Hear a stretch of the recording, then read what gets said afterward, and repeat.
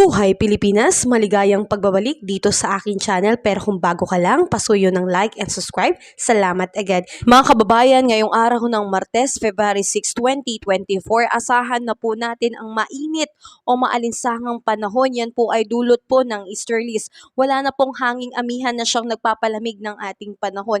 Kaya naman asahan po talaga natin na tayo po ay pagpapawisan at talagang makakadama ng sobrang alinsangan, lalo na kapag umaga at tanghali hanggang papahapon po yan.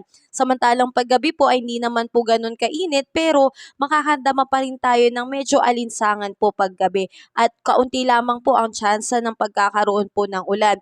At ngayon po na nararanasan po natin ng easterlies sa buong Luzon, Visayas at Mindanao, ugaliin na rin po natin mga kababayan ang magdala ng payong bilang pananggala natin sa mainit na tirik po ng araw, lalo na kung lalabas po tayo ng tanghali. At ganun din po, ugaliin po nating uminom ng sapat na tubig upang hindi po tayo ma-dehydrate.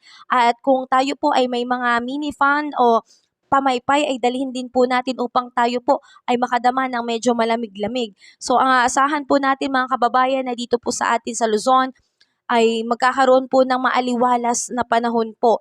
At lalo na sa tanghali po, inuulit ko, ito po ay mainit po ha. Pero may tsansa pa rin po ng pag-ulan, lalo na kapag sa gabi. Ganon din po sa Visayas.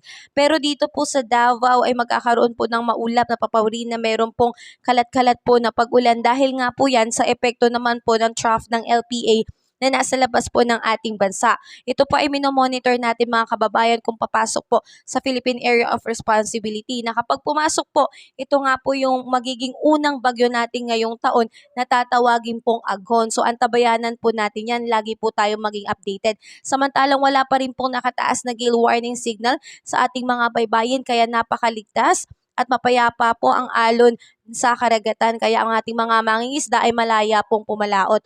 Mga kababayan, tayo po ay mag-ingat, magdala po ng payong, uminom ng tubig dahil napakainit na po. Hindi pa nga po dinideklara ang opisyal na summer, pero makakadama na po tayo ng init dahil nga po dito sa easterlies. Muli, ingat po tayo at maraming salamat po.